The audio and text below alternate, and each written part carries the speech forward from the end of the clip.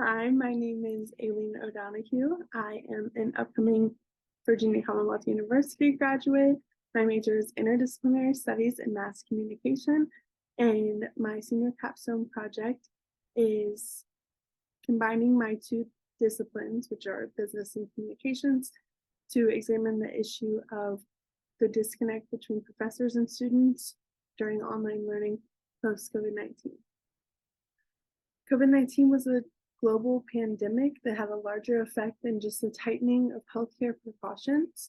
Due to the fact that this is an airborne illness and so easily transmitted, the plan of action was to shift all learning from classroom to online. Many students have never experienced a shift like this before, especially not one of this magnitude, along with all else that is happening at the world during this time. The survey was conducted by Inside Higher Ed and found that only 46% of the professors surveyed had any experience with online learning, with only 3% of those having taught students online in real time. This form of teaching is called a synchronous course, much different than its counterpart, asynchronous, as the professor holds live video sessions in order to deliver the course material. Synchronous courses have been doing a phenomenal job to bridge the gap of disconnect that we are exploring, as it solves many of the issues such as two-way communication, ability to read body language and facial expressions, and tone of voice. These are huge nonverbal cues and methods of communication, and ones that are withheld during asynchronous courses. The other aspect of this issue I hope to discuss is the work from home switch professors underwent as a result of the pandemic. Mental health concerns were high during the beginning of COVID as everyone was forced into isolation and lockdown. Drastic changes in the workplace are directly connected to job satisfaction and levels of stress. But education never stops, and therefore professors were quickly scrambling to learn new ways to deliver their curriculum. A conversation begins about quality of life due to the non-negotiable decision to work from home. This is not to say that work from home can't be beneficial, as I've heard many reports that employees enjoy it because of the freedom and the lack of commute. More so, this is a conversation on the forced time management, technology, and communication skills professors had to very quickly learn and adapt their curriculum to during the initial shift. I conducted interviews with 3 of my past professors in order to gain their perspective for this project. Let's hear from them.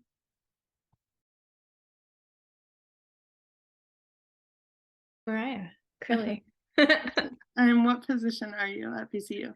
I'm assistant professor and associate director of interdisciplinary studies. Awesome. My name is Elizabeth Davis. I am an adjunct instructor at VCU. This semester, I am teaching reporting for print and web, technical prowess, and copy editing. My name is Yanis Kospentaris. I'm an assistant professor of economics at the Department of Economics at the School of Business. So I have taught a handful of classes online asynchronous. Those ones have been during the summer. And I have also taught online synchronous, so like via Zoom during COVID. Since last spring, I only teach in person, but for a few quarters before that, so in total for a couple of years, I taught both exclusively online and in various hybrid, various hybrid online and in person and both. I taught online throughout 2020, 2021, I guess. So I was teaching 303 and 203. So both of those were online for most of the time that I taught them. This is the first semester that I'm actually back in person. Feel disconnected from students in the online environment. I feel more connected if it's online synchronous. So I feel like I can still connect with students if we're synchronous through Zoom.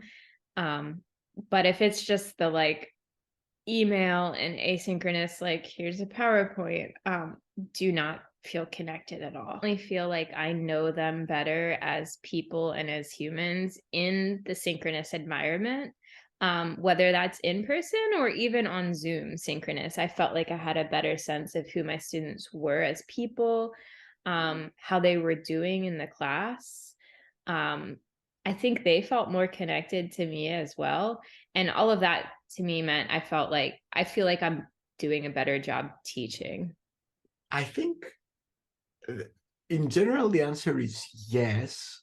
Can I think maybe a way I would ask that question is more, unless you want to go there, the answer is definitely yes, but I think maybe a comparison with the in-person modality may be a bit more useful. So, because, even in person, there are some bad days.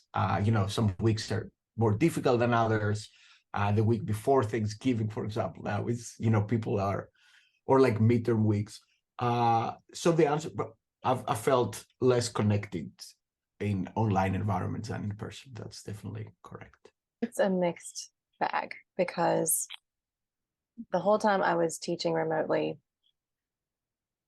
when I used to teach graphics for journalism, which is a design class, I kept thinking this would have been easier online because if somebody's having a problem, they can pull up their screen, I can see it, we can work through it as a class together, rather than me going student by student and probably answering the same question 5 times.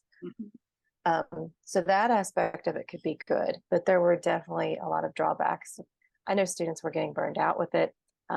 I got frustrated at looking at just a bunch of black screens because no one would share their video. And the participation levels were a lot lower.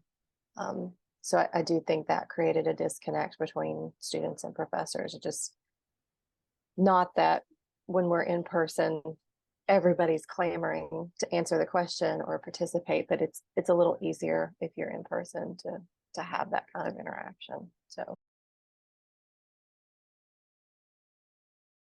I rely less on speaking. You have to, and so much of I think of what I do in the classroom is like, yeah, these are the materials, but let me put it to you differently in person. So you can't do that in online. So I think I have a lot more written instructions, a lot more written documents. But I think I struggle with that because as soon as I start writing, I think it's harder for students to understand my writing perhaps than my speaking. Maybe that's not real and just in my head. Yeah, definitely. It definitely did. This was, it definitely did. I introduced alternative sources of information. I tried to teach more based on videos and alternative supplements. I introduced this one-page summaries of classes. In general, I try to use more like modern's on the way, more like online, I would say, tools than before. not really. I do, for all of my classes, I've always emphasized participation because I don't want to just be the only one speaking for an hour and 45 minutes. It gets old for me. I know it gets old for my students. So trying to emphasize, like, we're all in this together. This is the way we have to do our classes right now. So even if you're not comfortable sharing on screen, like, use the chat function. Like, you have to participate. I have to know you're there.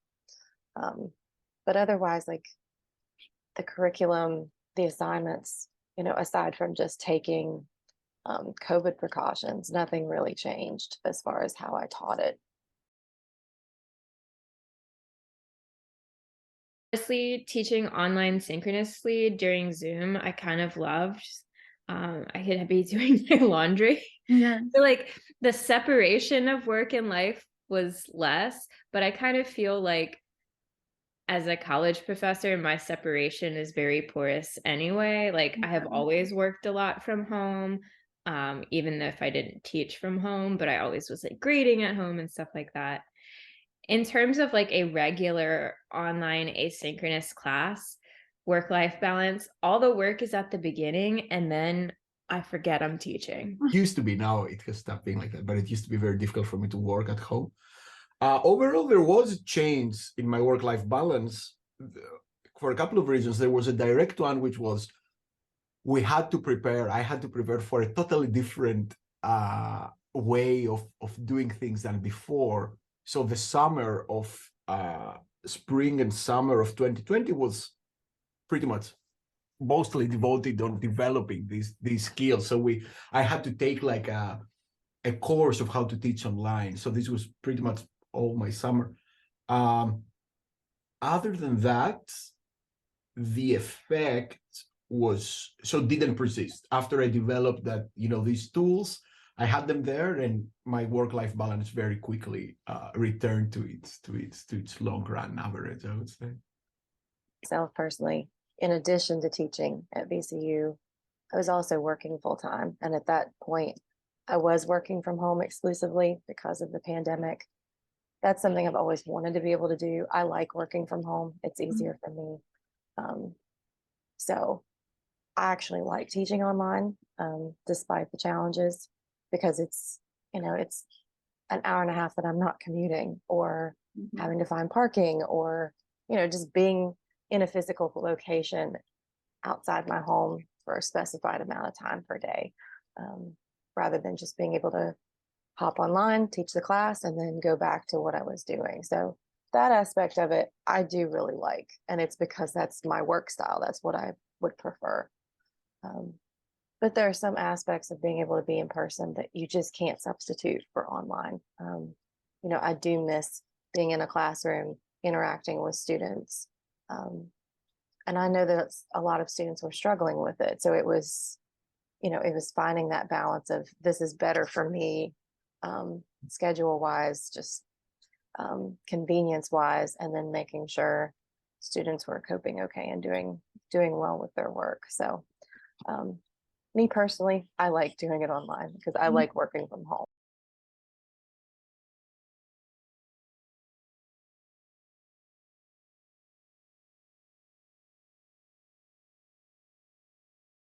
Absolutely. I don't think we can solve it alone.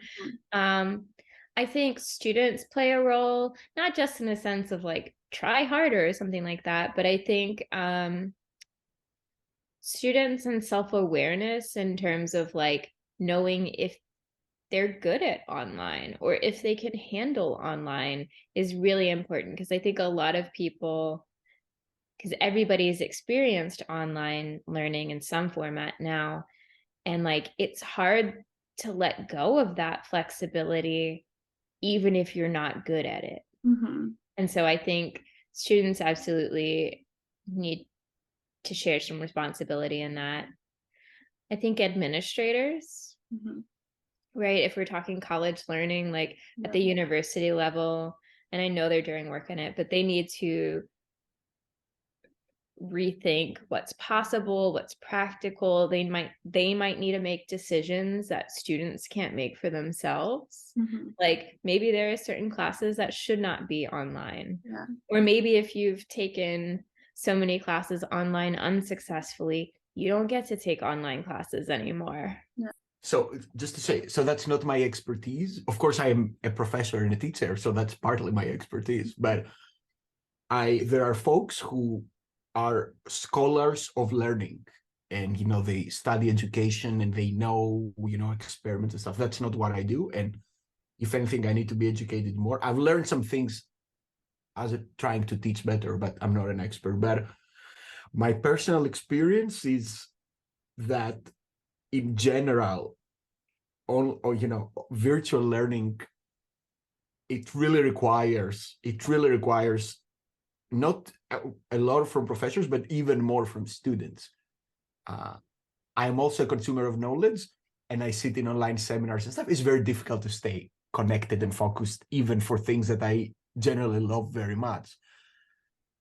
It also makes it more difficult for professors to make the material more attractive and interesting. I am fundamentally very pessimistic about the process of virtual learning, to be honest. But that, I'm pretty sure, reflects too much my experience, and not as much as I should be more open-minded, I think. But right now I'm very pessimistic. It has to be a group effort. Like, we have to work together. Something I've always regardless of whether we were in person or online. Something I've always tried to emphasize to my students is I need you to communicate with me. I try to be understanding. I try to be flexible. Life happens, things come up, and I get that. Like, I've had to cancel classes before. I've had to, deal with family emergencies, or, things just come up. So just communicate with me if you're struggling, whether it's with just the coursework, if you're having trouble with the online aspect of it. I definitely saw an increase in the amount of mental health concerns for students. Like, I could just tell a lot of them were really struggling. And I don't know how much of that was the online portion, how much of it was just the pandemic in general and everybody trying to deal with it. But my big thing is we have to communicate with each other. And if you need help, reach out. I'm here. I want to be a resource for you. And if it's not something I can directly help you with, I want to help you find the resource you need.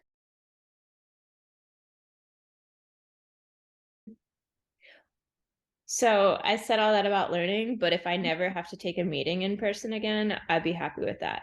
I think this is like, we need to figure out what works online. Like, I think student conferences work really well on Zoom, right? And I shouldn't force students to come meet with me in my office for 10 minutes. That's stupid.